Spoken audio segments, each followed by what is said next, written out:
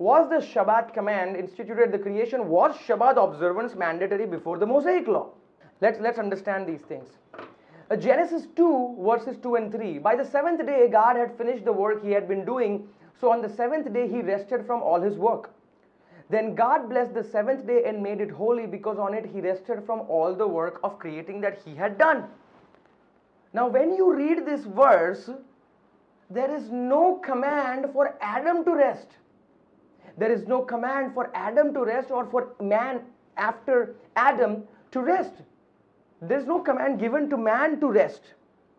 Lord rested, but not a single command. Let's see. The passage isn't commanding man to observe the Shabbat.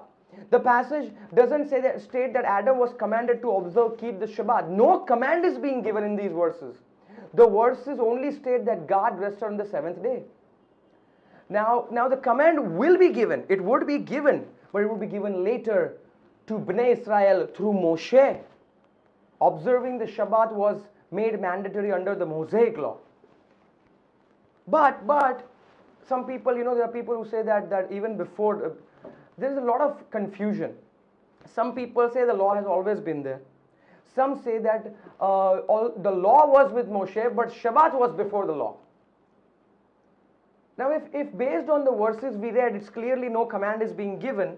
Let us also see what Genesis 2, 18 to 25 tell us. Based on those verses, can we say a certain thing about marriage? Let's understand this. Genesis 2, 18 to 25. Adonai Elohim said, "It is not good for the man to be alone. I will make a helper suitable for him." Now Adonai Elohim had formed out of the ground all the wild animals and all the birds in the sky. He brought them to the man to see what he would name them. And whatever the man called each living creature, that was its name. So the man gave names to all the livestock, the birds in the sky, and all the wild animals. But for Adam, no suitable helper was found. So Adonai Elohim caused the man to fall into a deep sleep, and while he was sleeping, he took one of the man's ribs and then closed up the place with flesh. Then Adonai Elohim made a woman from the rib he had taken out of the man, and he brought her to the man. The man said, "This is now bone of my bones and flesh of my flesh. She shall be called woman, for she was taken out of man. That is why a man leaves his father and mother and is united to his wife, and they become one flesh. Adam and his wife were both naked, and they felt no shame." Now here Lord is saying man is not supposed to be alone. And marriage now listen to this very carefully. Marriage is a God ordained institution. Marriage is honored above all, and the bed is undefiled. But if you know what Paul says in 1 Corinthians chapter 7, he's saying something else. Now marriage is for everyone, God has given, but there is another gift that is for a select few, that God has given the gift of singleness. Now if we feel that marriage, can we say that marriage is mandatory based on these verses? Marriage is for almost for everyone, but not for everyone. It's almost. The thing what Paul is we're going to read the verses from 1 Corinthians 7, and we're going to understand that Paul is talking about the gift of singleness. And there are some people who say that Paul is talking about the situation that was back then in Corinth, that was over there only during the present crisis. But when you read the verses carefully, he is talking about a gift. Paul is talking about the gift of singleness. Let us read the verses from 1 Corinthians chapter 7. We'll read the verses. Verses 7 to 9. "I wish that all of you were as I am, but each of you has your own gift from God. One has this gift, another has that. Now to the unmarried and the widows I say, it is good for them to stay unmarried as I do. But if they cannot control themselves, they should marry. For it is better to marry than to burn with passion." Let us go to verses 25 to 28, same chapter. "Now about virgins, I have no command from Adonai, but I give a judgment as one who by the Lord's mercy is trustworthy. Because of the present crisis," now listen to this very carefully. Here Paul is saying, he's talking about the present crisis over there, the situation over there. But when we read further, he's going to be talking, he's not going to keep his teaching confined, he's not going to keep his message confined, restricted only to the present crisis. That we'll see further. Okay, so verse 26 says, because of the present crisis, I think that it is good for a man to remain as he is. Are you pledged to a woman? Do not seek to be released. Are you free from such a commitment? Do not look for a wife. But if you do marry, you have not sinned. And if a virgin marries, she has not sinned. But those who marry will face many troubles in this life, and I want to spare you this. Do you see this now? He's talking about the entire life. He's talking that in this life, you will face many troubles. Let's read further, verses 29 and onwards. What I mean, brethren, brothers and sisters, is that the time is short. From now on, those who have wives should live as if they do not. Those who mourn as if they did not, those who are happy as if they were not, those who buy something as if it were not theirs to keep. Oh boy, so important. There are people who buy certain things and they cannot get their hearts off of it, you know. People buy a certain thing and they are stuck in material things. What he's saying, those who use the things of the world as if not engrossed in them, for this world in its present form is passing away. Do you see the shift in gears? Do you see, he was talking about the crisis over there, the situation back then, but now he's talking about the world passing away. He said in verse 29, from now on those who have wives should live as if they do not. And marriage is for everyone. Only select few have been given a gift, and that gift Paul is talking about over here, the gift of singleness. We read further, verse 32. I would like you to be free from concern. An unmarried man is concerned about the Lord's affairs, how he can please the Lord. But a married man is concerned about the affairs of this world, how he can please his wife. And his interests are divided. Now, those who are in full-time ministry doesn't necessarily mean that everyone needs to be unmarried. There are a lot of people who are married and are in full-time ministry and are doing a lot of work. But there are people who don't want to divide their attention. There are people, if a person is married, you have to give time to your wife. And if you don't, that is something very wrong. So what he's saying, interests are divided. An unmarried woman or virgin is concerned about the Lord's affairs. Her aim is to be devoted to the Lord in both body and ruach, in spirit. But a married woman is concerned about the affairs of this world, how she can please her husband. I am saying this for your own good, not to restrict you, but that you may live in a right way in undivided attention to Adonai. Here the message here is not restricted to the crisis back then only, but it is talking about, he's saying that there are some people who have been given the gift of singleness. And many people have no clue. Lord Yeshua speaks of the same thing in Matthew 19. When he has explained regarding marriage and divorce, the disciples, the apostles tell him, if that is the case, it is better not to marry.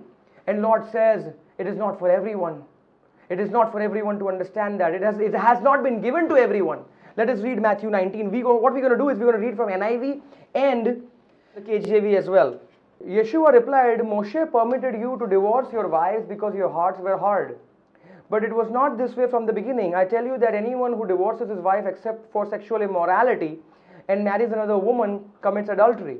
The disciples said to him, if this is the situation between a husband and a wife, it is better not to marry. Now listen very carefully. Read what Yeshua is saying. Not everyone can accept this word, but only those to whom it has been given. For there are eunuchs who were born that way, and there are eunuchs who have been made eunuchs by others. And there are those who choose to live like eunuchs for the sake of the kingdom of heaven.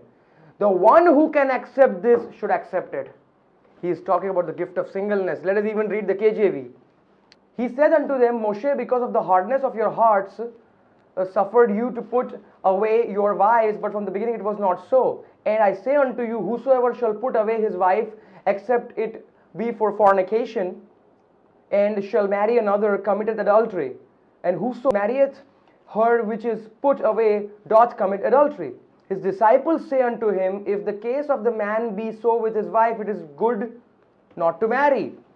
But he said unto them, all men cannot receive this saying. See, you see what he's saying? The same thing Paul is talking in 1 Corinthians 7. All men cannot receive this saying, save they to whom it is given. For there are some eunuchs which were born so from their mother's womb, and there are some eunuchs which were made eunuchs of men, and there be eunuchs which have made themselves eunuchs for the kingdom of heaven's sake. He that is able to receive it, let him receive it. And just in case you want, I have also kept the slide of the ASV as well. Now the point is, we have understood why did we get into the marriage thing. We got into the marriage thing because if a person says based on Genesis that Shabbat is mandatory, then even one can say that marriage is mandatory, and marriage has been given. But those who are not married are also can also be believers. That's what he's saying. Let me make this very clear. Marriage is God ordained and honorable above all, and the bed is undefiled. Marriage is a beautiful thing.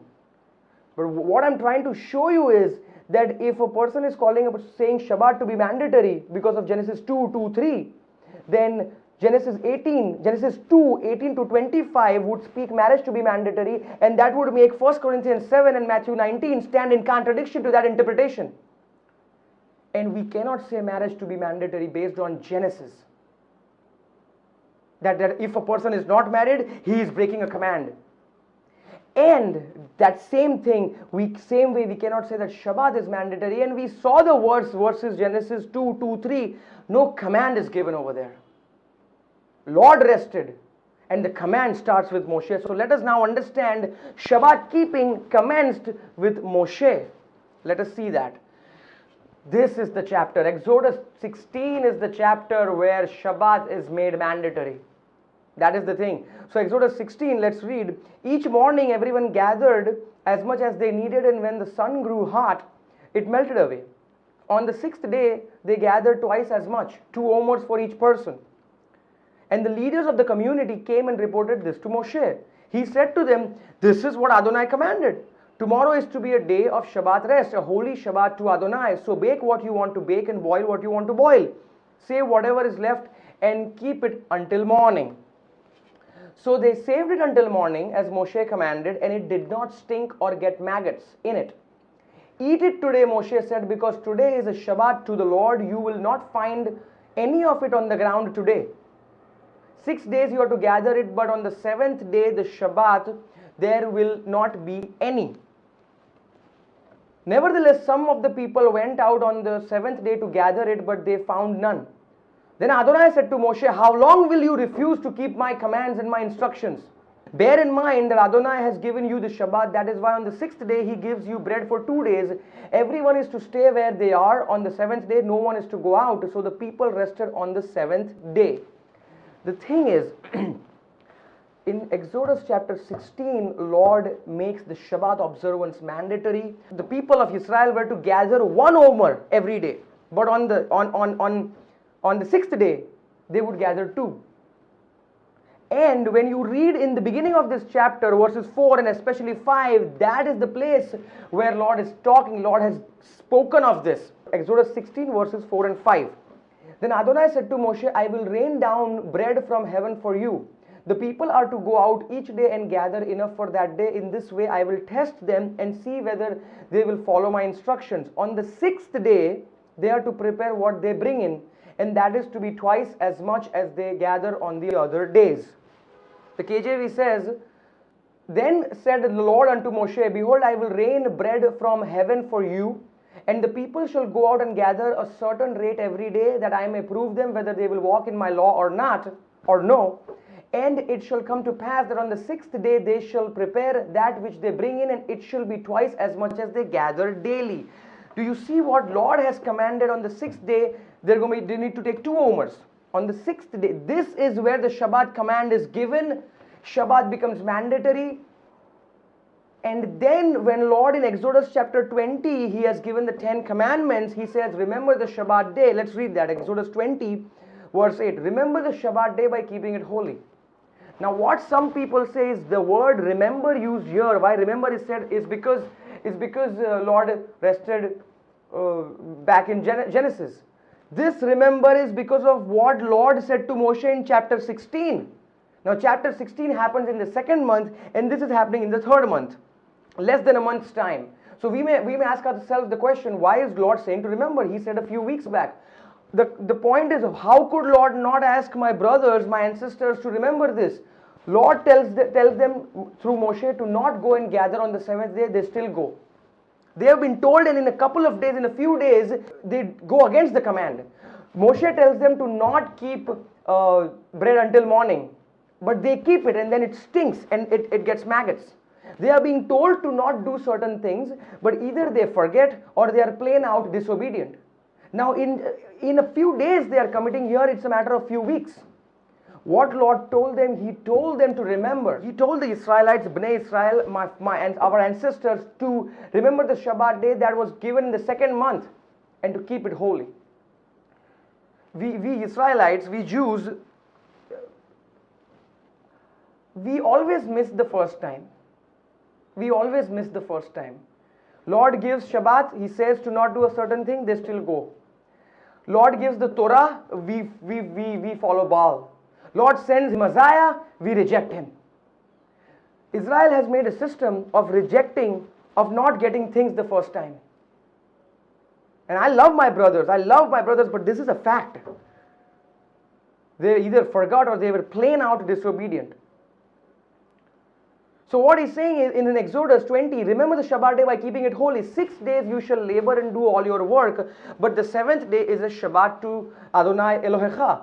On it you shall not do any work, neither you, nor your son or daughter, nor your male or female servant, nor your animals, nor any foreigner residing in your towns. For in 6 days, now listen to this, for in 6 days Adonai made the heavens and the earth, the sea, and all that is in them, but He rested on the seventh day. Therefore Adonai blessed the Shabbat day and made it holy. Amen. What is happening over here? The Bereshit is being spoken of. Genesis is being spoken of. So when you read this verse, on the face of it, it seems that Shabbat is connected, because Shabbat is connected to creation, it is a mandatory thing. But that's not the thing. The point is, Lord is connecting Shabbat, connecting a command that He gave in Exodus 16, and He speaks again in Exodus 20. He is connecting that with what He did back then in Genesis 2. Shabbat is here connected with what Lord did back then. Shabbat here is not being spoken of as having been given a command back in Genesis. The command is connected with that which happened earlier, not with Shabbat having been observed by man since the beginning. Here are my notes, I'll keep the slide. The Shabbat command is connected with that which happened earlier in Genesis, not with the Shabbat command having been given to man before Moshe, is the point. Lord rested back then. Now what He did, He is telling Bnei Israel through Moshe to rest. There was no command given in Genesis. Let us see Exodus 31, verses 12 to 15. Then Adonai said to Moshe, say to Israel, you must observe my Shabbats, this will be a sign between me. You see, it's a sign. It's the token of the Mosaic covenant, just as a Brit Milah is the token of the Abrahamic covenant. This is a sign between Hashem, Lord says, between me and you for generations to come, so that you may know that I am the Lord who makes you holy. Amen. Observe the Shabbat because it is holy to you. Anyone who desecrates it is to be put to death. We discussed this, we understood that. And why would they be put to death? Those who do any work. And another thing, in Nehemiah, there are people who are trading and continuing their merchandise and market related work on Shabbat. And Nehemiah gets very angry and he scolds them and he tells them, why are you doing this? Why are you doing the things your ancestors did? Don't do this. And he scolds them. He does not, stone them to death. But the law is saying that you need to be stoned, and that is why in the beginning in Numbers 15, the person who was gathering wood was stoned to death. Nehemiah may not have done that. But if a person wants to stick to the law, listen to this very carefully. If a person wants to stick to the law or the observance of Shabbat, then make sure that you rest completely. And if you don't rest, Lord says, he that desecrates needs to be put to death. He that does not rest on this day needs to be put to death. Praise God that this is not applicable now. Or else most of the people would have fallen under this category. We are now in the ultimate rest, that is in Yeshua HaMashiach. Shabbat was a glimpse of this rest that we are now in. Amen.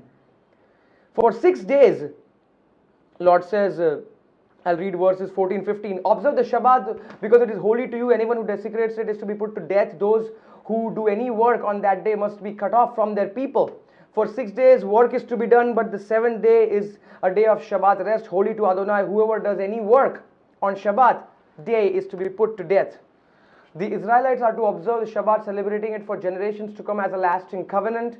We have already understood, in second session, we understood the aspect of Olam. The aspect of Olam. Ad Olam, La Olam, a statute forever. It will be a sign between me and the Israelites forever. For in 6 days, Lord made the heavens and the earth, and on the 7th day He rested and was refreshed. And also, let us, before we move on to the next subsection, see what Lord says in Deuteronomy. Exodus 20 is about the 10 commandments, and then Deuteronomy 5 is about the same thing. But here Lord will connect the Shabbat observance not to creation, but He'll connect it to redemption, deliverance from Egypt. So let's read that, Deuteronomy 5 verses 12 to 15.